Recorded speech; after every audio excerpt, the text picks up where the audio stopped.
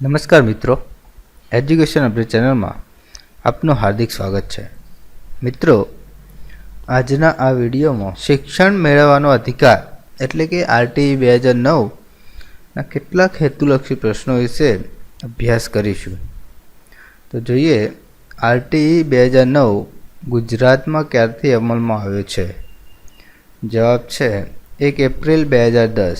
RTE 2009 મુજબ કેટલા વર્ષની વય સુધી બાળકોને મફત અને ફરજિયાત શિક્ષણ મેળવવાનો હક પ્રાપ્ત થાય છે?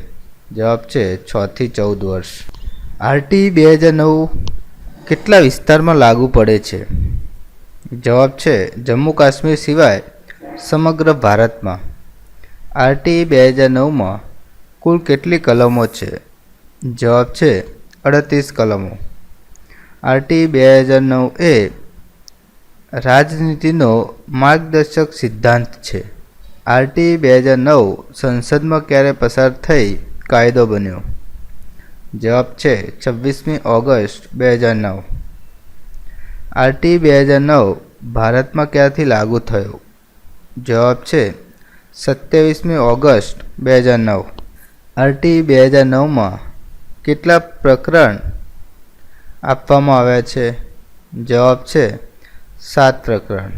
સંબંધિત સરકાર, સ્થાનિક સરકાર અને સ્થાનિક સત્તા મંડળ તેમજ માતા પિતાની ફરજો આરટીઈ 2009ના કયા પ્રકરણમાં આપવામાં આવી છે? જવાબ છે પ્રકરણ 3માં. શાળા અને શિક્ષકોની જવાબદારી કયા પ્રકરણમાં દર્શાવી છે? જવાબ છે પ્રકરણ 4માં. પ્રવેશ માટે વધારાની ફી, કસોટી, તપાસ કે ઇન્ટરવ્યૂ પર પ્રતિબંધ કઈ કલમમાં છે? જવાબ છે કલમ 13. આરટીઈ 2009માં શાળા પ્રવેશ માટે ઉંમરની સાબિતી માટે કઈ કલમ છે? જવાબ છે કલમ 14. આરટીઈ 2009માં શાળા પ્રવેશની ના પાડી શકશે નહીં તે માટે કઈ કલમ છે? જવાબ છે કલમ 15. આરટીઈ 2009માં બાળકોને નાપાસ કરવા કે શાળામાંથી કાઢી મૂકવા પર પ્રતિબંધ માટે કઈ કલમ છે? જવાબ છે કલમ 16. આરટીઈ 2009ની કઈ કલમ બાળકોને શારીરિક કે માનસિક સજા કરવાની મનાઈ ફરમાવે છે? જવાબ છે કલમ 17. આરટીઈ 2009ની કઈ કલમ માન્યતા પ્રમાણપત્ર મેળવ્યા સિવાય કોઈ શાળા સ્થાપી નહીં તેના માટે છે? જવાબ છે કલમ 18. આરટીઈ 2009ની કઈ કલમ અનુસાર શાળાએ પાળવાના નિયમો અને ધોરણો આપ્યા છે? જવાબ છે કલમ 19. આરટીઈ 2009ની કઈ કલમમાં શાળા સંચાલન સમિતિની રચના અને કાર્યો આપ્યા છે? જવાબ છે કલમ 21. આરટીઈ 2009ની કઈ કલમ અનુસાર શાળા વિકાસ યોજના આપવામાં આવી છે? જવાબ છે કલમ 22.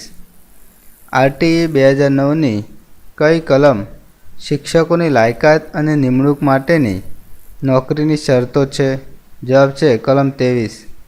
આરટીઈ 2009ની કઈ કલમમાં શિક્ષકોની ફરજો અને ફરિયાદોનું નિવારણ આપવામાં આવ્યું છે? જવાબ છે કલમ 24. આરટીઈ 2009ની કઈ કલમમાં વિદ્યાર્થી શિક્ષકનો ગુણોત્તર આપવામાં આવ્યો છે? જવાબ છે કલમ 25. આરટીઈ 2009ની કઈ કલમમાં શિક્ષકોની ખાલી જગ્યાઓ આપવામાં આવી છે? જવાબ છે કલમ 26. આરટીઈ 2009ની કઈ કલમમાં શિક્ષકોને બિન શૈક્ષણિક હેતુ માટે મૂકવા પર પ્રતિબંધ છે? જવાબ છે કલમ 27. આરટીઈ 2009ની કઈ કલમમાં શિક્ષકોને ટ્યુશન કરવા પર પ્રતિબંધ છે? જવાબ છે કલમ 28. આરટીઈ 2009નું પ્રકરણ 5 શું દર્શાવે છે? જવાબ છે અભ્યાસક્રમ અને પાયાનું બુનિયાદી શિક્ષણ પૂરું કરવું. બાળકના હકનું રક્ષણ કયા પ્રકરણમાં આપવામાં આવ્યું છે? જવાબ છે પ્રકરણ 6. આરટીઈ 2009 જમ્મુ કાશ્મીર સિવાય ભારતના તમામ રાજ્યોને લાગુ પડશે એવું કઈ કલમમાં કહેવામાં આવ્યું છે? જવાબ છે કલમ 1(2). આરટીઈ 2009ની કઈ કલમમાં બાળક એટલે 6 થી 14 વર્ષનો છોકરો અથવા છોકરી એવું કહ્યું છે? જવાબ છે કલમ 2(ગ). માતા પિતા એટલે બાળકના કુદરતી અથવા ઓરમાન અથવા દત્તક લેનાર માતા પિતા બાબત કઈ કલમમાં છે? કલમ 2(ડ). બાળક પાસેથી વધારાની ફી પેટે વસૂલ કરેલ નાણાંના કેટલા ગણા રકમની દંડની જોગવાઈ છે? જવાબ છે વસૂલ કરેલ વધારાની રકમની 10 ગણી રકમ. બાળકને પ્રથમ કસોટીમાંથી અથવા નાપાસમાંથી પસાર થવા દબાણ કરવાવાળી શાળાને પ્રથમ વખતે અને પછી દરેક ઉલ્લંઘનને કેટલા દંડની જોગવાઈ છે? જવાબ છે પ્રથમ ઉલ્લંઘને 25,000 રૂપિયા અને પછી દરેક ઉલ્લંઘને 50,000 રૂપિયાનો દંડની જોગવાઈ છે. જન્મ મરણ અને લગ્ન નોંધણી અધિનિયમ ક્યારથી અમલમાં આવેલ છે? જવાબ છે ઈસવીસન 1886. માન્યતા પ્રાપ્ત કર્યા વિના શાળા સ્થાપે અથવા ચલાવે અથવા માન્યતા પાછી ખેંચાય પછી પણ શાળા ચાલુ રાખે તો આરટીઈ મુજબ કેટલા દંડની જોગવાઈ છે? જવાબ છે 1 લાખ સુધીનો દંડ થઈ શકે છે. ઉલ્લંઘન ચાલુ રાખવાની બાબતમાં જેટલા દિવસ ઉલ્લંઘન ચાલુ રહે તે દરમિયાન દરેક દિવસ માટે ₹10,000નો દંડ. આરટીઈ 2009 મુજબ ધોરણ 1 થી 5માં વર્ષ કેટલા દિવસ શૈક્ષણિક કાર્ય કરવું ફરજિયાત છે? જવાબ છે 200 દિવસ.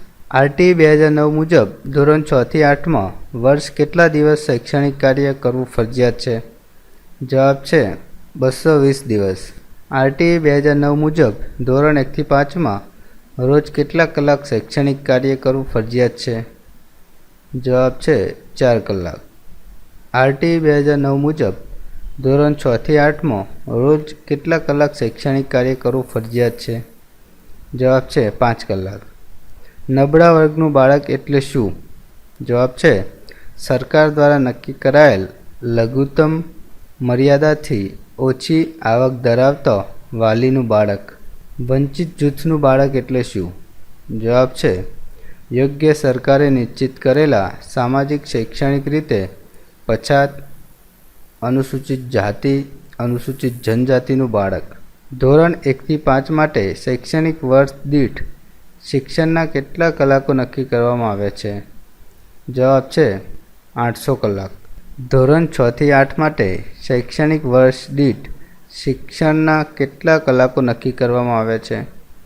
જવાબ છે 1000 કલાક. ધોરણ 1 થી 5 માટે બાળક દીઠ શિક્ષકોની સંખ્યા જણાવો. જવાબ છે બાળકોની સંખ્યા, શિક્ષકોની સંખ્યા. 1 થી 60 સુધી 2 શિક્ષક, 61 થી 90 સુધી 3 શિક્ષક, 91 થી 120 સુધી 4 શિક્ષક, 121 થી 200 સુધી 5 શિક્ષક, 200 બાળકોથી વધારે 5 શિક્ષક વત્તા 1 મુખ્ય શિક્ષક એટલે કે આચાર્ય. ધોરણ 1 થી 5માં શિક્ષક અને વિદ્યાર્થીઓનો રેશિયો શું છે? જવાબ છે 40 બાળક દીઠ 1 શિક્ષક એટલે કે 40:1. ધોરણ 6 થી 8 માટે બાળક દીઠ શિક્ષકોની સંખ્યા જણાવો. જવાબ છે વર્ગ દીઠ ઓછામાં ઓછો 1 શિક્ષક, વિજ્ઞાન અને ગણિત 1 શિક્ષક, સામાજિક વિજ્ઞાન 1 શિક્ષક, ભાષાઓ 1 શિક્ષક. ધોરણ 6 થી 8માં શિક્ષક અને વિદ્યાર્થીઓનો રેશિયો શું છે? જવાબ છે 35 બાળક દીઠ 1 શિક્ષક એટલે કે 35:1.